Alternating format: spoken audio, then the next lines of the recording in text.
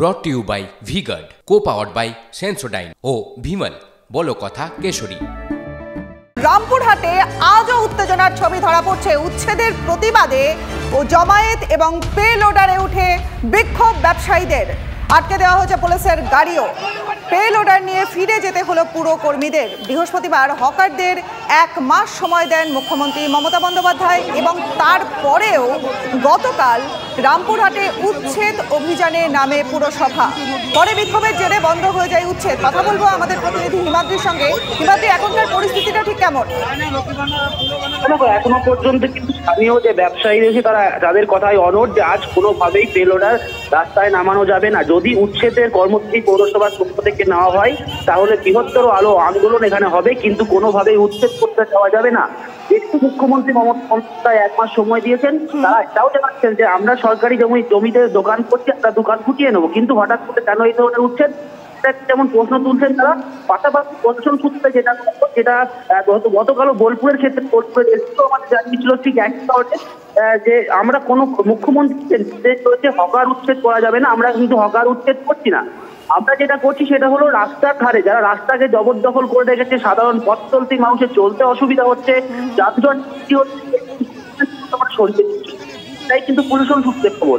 অপরদিকে মুখ্যমন্ত্রী করা হচ্ছে, সব মিলিয়ে কিন্তু ব্যবসায়ীদের উচ্ছেদ করা হচ্ছে, এটা পরিষ্কার হয়ে যাচ্ছে। বেশ, ধন্যবাদ হিমাদ্রি তোমাকে। তাহলে একটা আইন হলো, সে আইনে বলা আছে স্ট্রিট ভেন্ডার হকারদের বিকল্প ব্যবস্থা না করে কোনো উচ্ছেদ চলবে না। তাহলে রাজ্য সরকার এই আইনকে কার্যকরী না করে শুধুমাত্র মধ্যবিত্ত এবং উচ্চবিত্ত কিছু মানুষকে খুশি করার জন্যে এই গরিবদের পেটে লাথ মারছে। এই বুলডোজার রোখার জন্য আজকে আমরা সকাল ভোর 5টা থেকে ডাকবাংলা মোড়ে জমায়েত হয়েছি নিজের বাড়ির বউ বাচ্চাদেরকে নিয়ে। কারণ কোনো বিকল্প ব্যবস্থা ছাড়া একটাও দোকানের খুঁটি হিলবে না।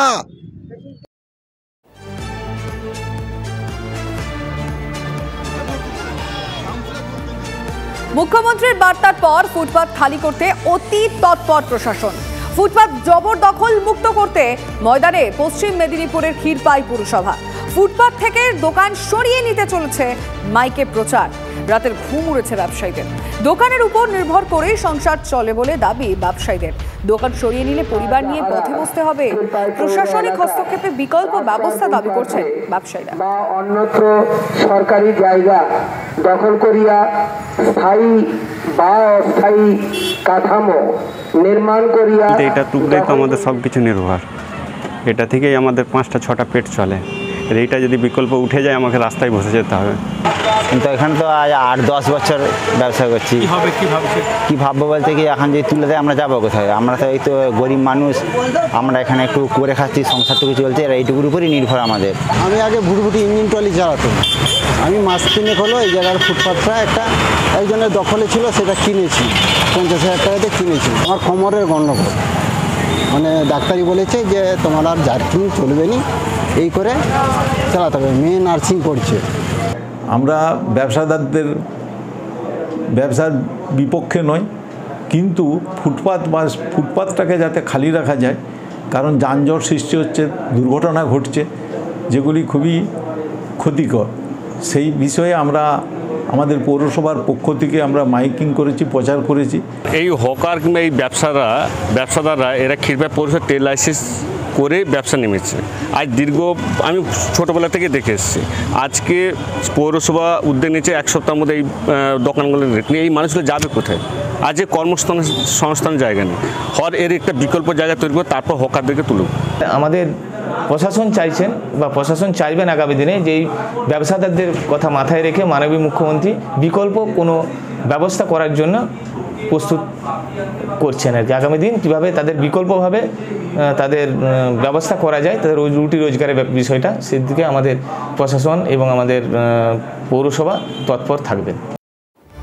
নির্দেশ দিয়েছেন মুখ্যমন্ত্রী মমতা বন্দ্যোপাধ্যায় এবং ঠিক তারপর থেকেই ফুটপাত দখল মুক্ত করতে ময়দানে নেমে পড়ল বালুরঘাট পুরসভা।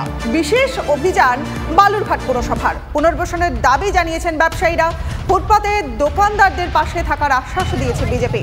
ফুটপাত জবরদখল করে কিভাবে দোকান রাজনৈতিক মদত দেওয়ার অভিযোগ বিজেপি।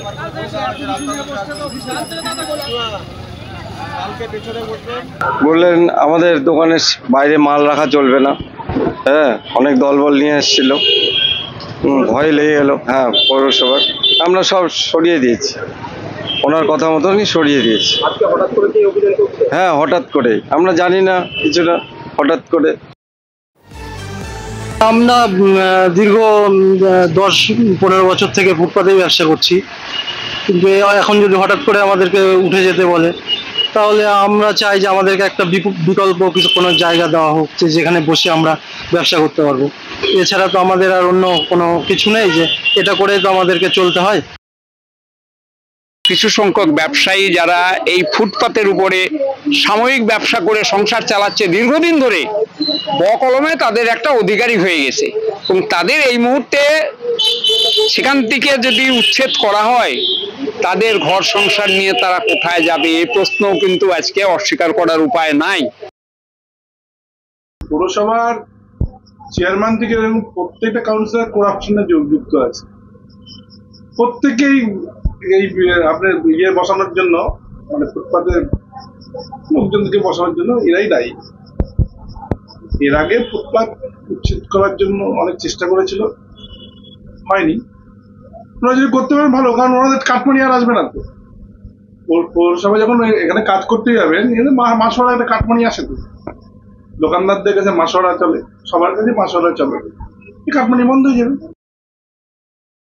আজকে 10 বছর পর হঠাৎ করে তাদের মনে হলো যে ফুটপাত উচ্ছেদ করতে হবে। এই 10 বছর ধরে যে লোকটা ওখানে এস্টাবলিশড হয়ে গেছে, সেই লোকটার কি হবে? তাহলে এখন এদেরকে পুনর্বাসনের একটা ব্যবস্থা অবশ্যই করতে হবে। দেখে সেটাকে পুনর্বাসনের ব্যবস্থা করে তবে ফুটপাত মুক্ত করুক। মাননীয় মুখ্যমন্ত্রীর নির্দেশে যে ফুটপাতে মানুষের চলাচলে যাতে কোনো অসুবিধে না হয়, ফুটপাত দখল করে কেন যেন ব্যবসা করতে না পারেন, এবং পাশাপাশি হকার জোন করা, যে বিভিন্ন ধরনের যে নির্দেশিকাগুলো এসছে, সেই নির্দেশিকাগুলোকে আমরা কাজ করার জন্য সেগুলো প্রক্রিয়া শুরু করে দিয়েছি। Brought to you by V-Guard, co-powered by Sensodyne ও ভিমল, বলো কথা কেশরী।